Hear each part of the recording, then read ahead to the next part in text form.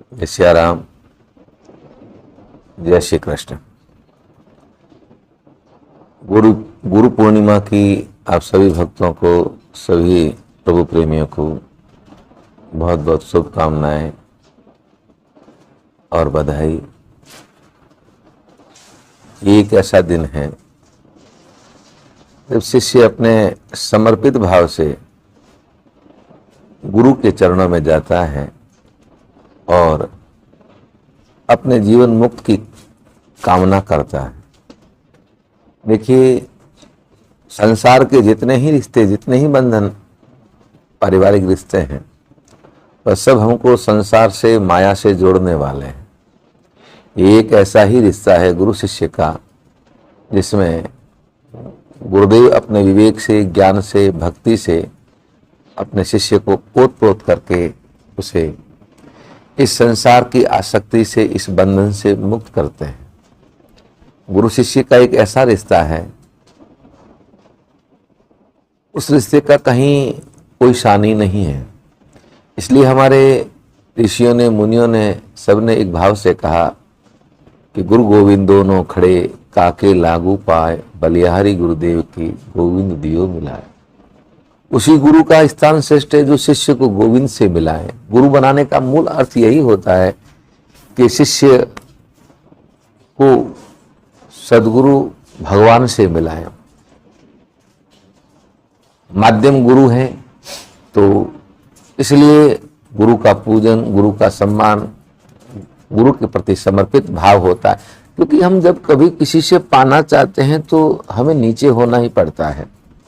जैसे खाली बोतल है, भरी बोतल है, तो भरी बोतल से अगर खाली बोतल में पानी लेना है तो उस खाली बोतल को नीचे होना पड़ेगा, तभी भरी बोतल से उस खाली बोतल में पानी आएगा।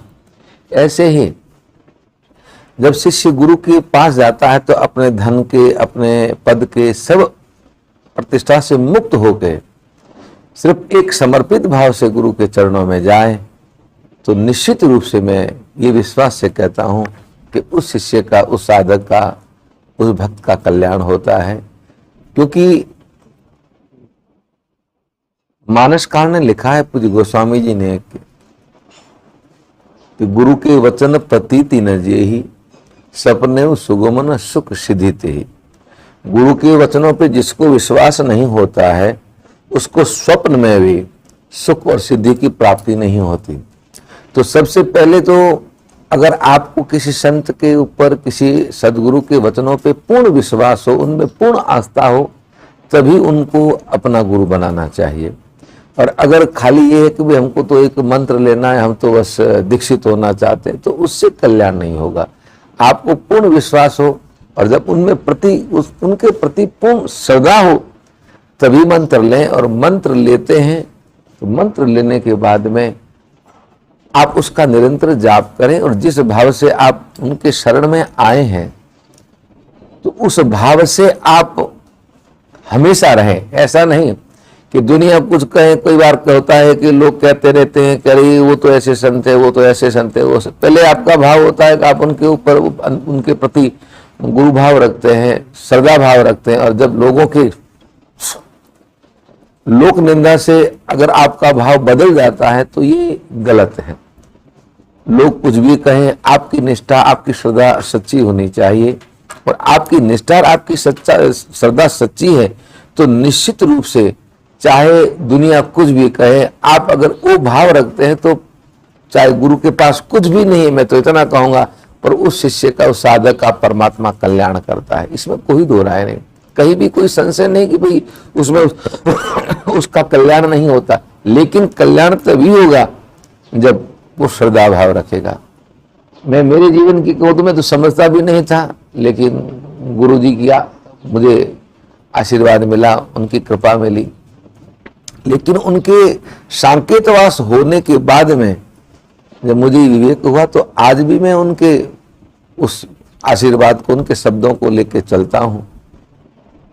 और उनका ये स्वरूप, उनका चित्र ही मेरा पथ प्रदर्शक है और उन्हीं के बताए रास्ते से चलता हूं। तो गुरु बताए, गुरु शरीर नहीं है, गुरु स्वरूप नहीं है, गुरु शब्द है।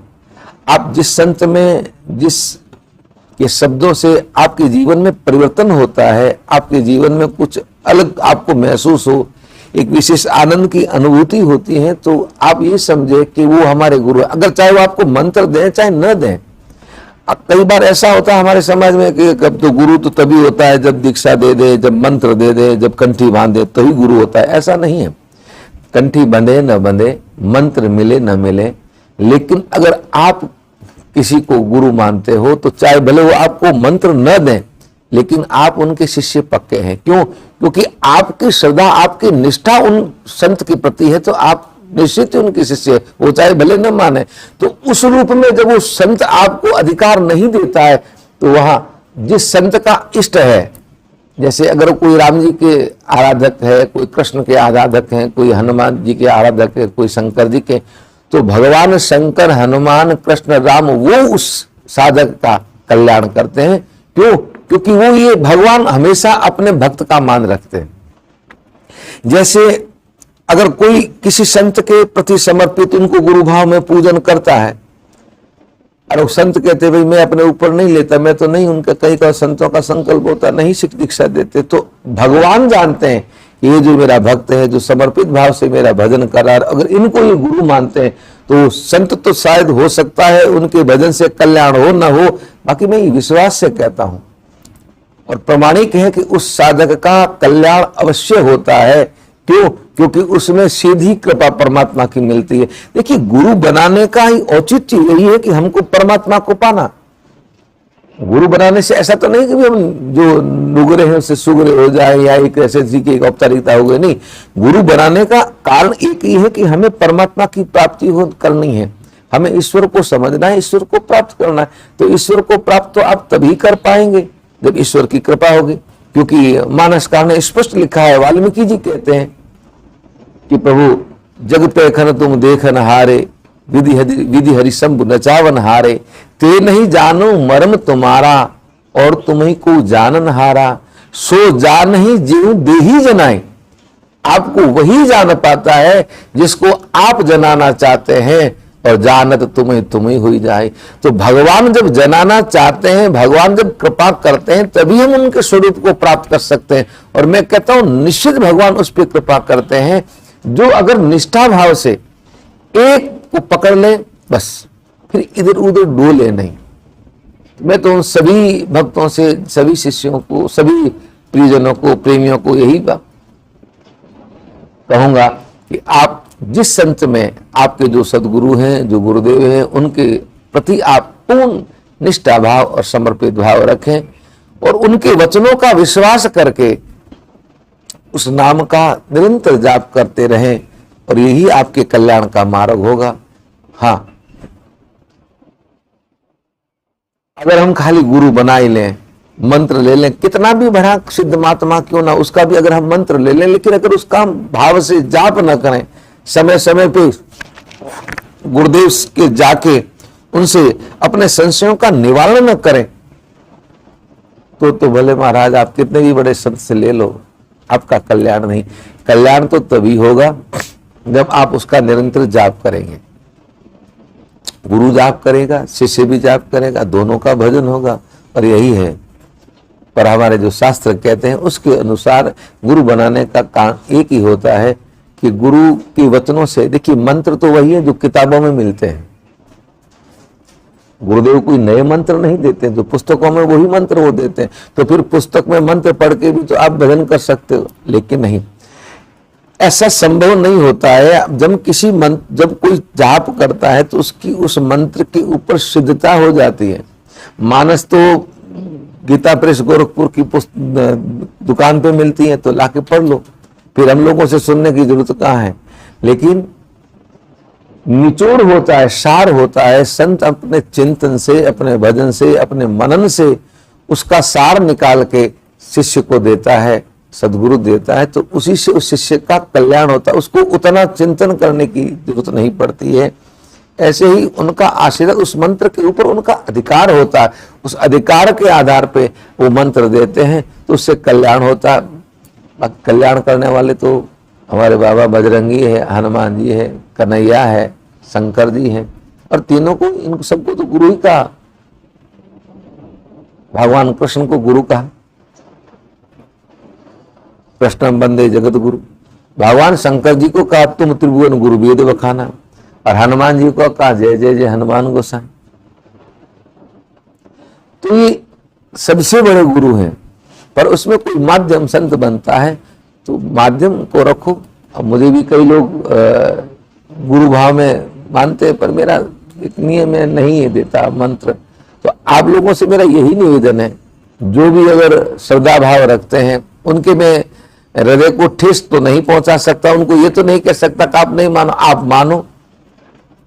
लेकिन आज उन सबको कहूंगा कि आप भले आप मुझ में गुरु भाव देखें, पर आपके मूल गुरु हनुमान जी है। राम नाम का जप करो, मेरा भी उसी में कल्याण है, आप ही का उसी में कल्याण है। मानव जी के द्वारा जो बताया हुआ, जो राम जी का बताया हुआ जो रास्ता, उस रास्ते पे चलो और राम नाम का जप करो और हनुमान जी में प्रीति रखो।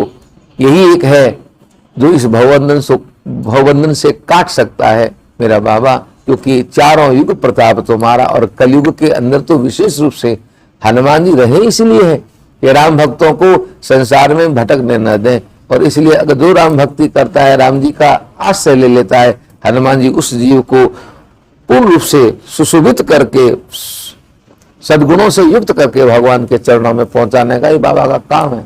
तो हनुमान जी आप सबका कल्याण करें। पुनः मेरी सबको, जितने ही हरि प्रेमी हैं, गुरु प्रेमी है, सबको गुरु पूर्णिमा की बहुत बहुत हार्दिक शुभकामनाएं, बहुत बहुत बधाई। और जो गुरु भाव रखते हैं उन सबको मेरा खूब खूब आशीर्वाद। जय जय श्री राम।